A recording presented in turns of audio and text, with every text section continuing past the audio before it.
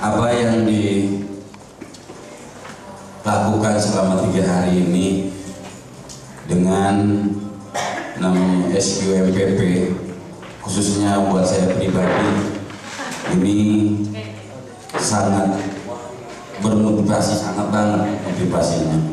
Yang tadinya tidak tahu cara bagaimana meminit uang dan juga cara bagaimana menghadapi pensiun nanti, disinilah tempatnya kita semua sudah dapat pada hari ini. Justru saya terbuka. Kenapa saya harus duduk menghadap ke laut? Kemudian saya ini masih perlu pemasukan, sedangkan sekarang sudah tidak ada pemasukan. Justru saya terbuka.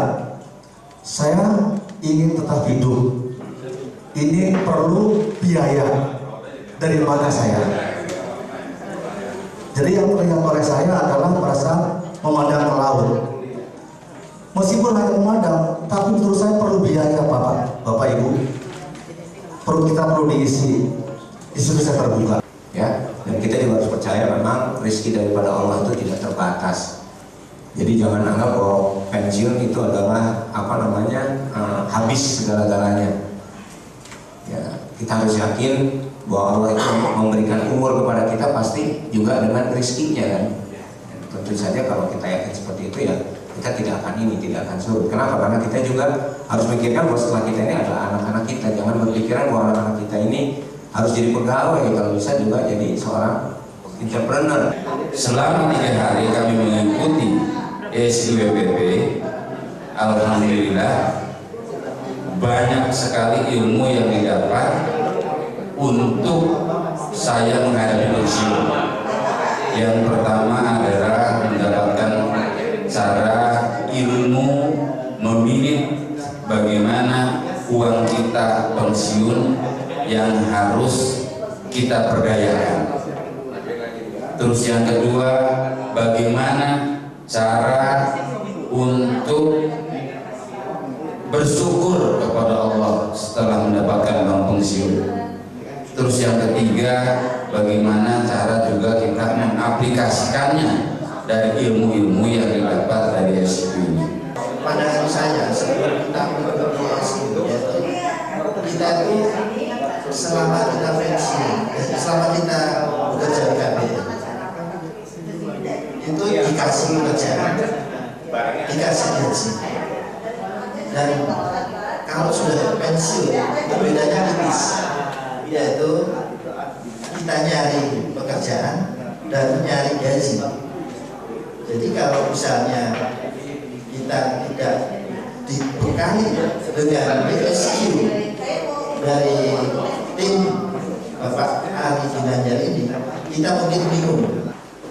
Tadinya pada waktu saya belum mengikuti SQ, saya masih bingung. Saya tidak memiliki bakat untuk berdagang misalnya. Tapi setelah saya mengikuti SQ, ternyata bakat itu bukan suatu keharusan, tetapi yang penting adalah keinginan dan kemauan. Dan mindset ini setelah saya ikut SQMPP ini dibuka bahwa peluang bisnis dan untuk berbisnis bisa bagi siapa saja yang ada kemauan. Saya melihat teman-teman yang pada datang ke perusahaan yang saya kenal, yang saya tahu, yang datang ke perusahaan, mereka mengatakan bahwa MPP itu seakan-akan perjalanan sudah berakhir.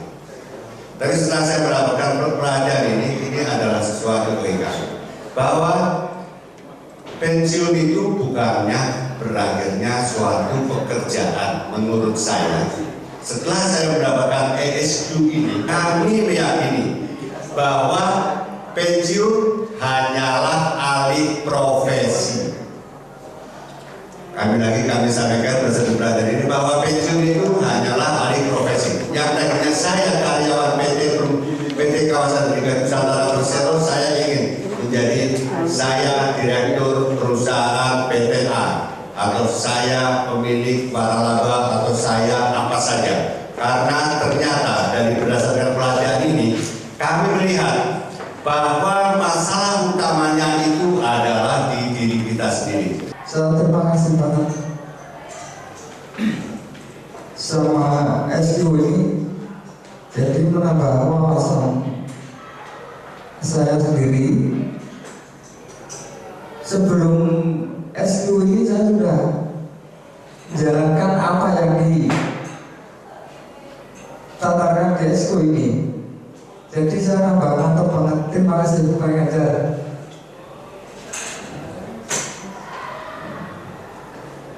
Saya bersama teman-teman jangan takut, LPP itu nggak ada kegiatan, kalau ada kemauan harus maju.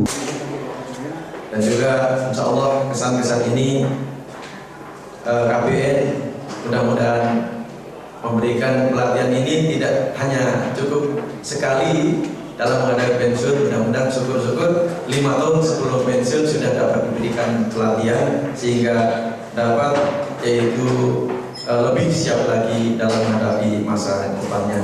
MBP itu adalah suatu hal yang biasa. Jadi semua orang dilahirkan punya ada akhirnya. Nah, ini dari sebagian kecil kehidupan kita. Dengan adanya MBP ini kita bisa melangkah lebih maju lagi.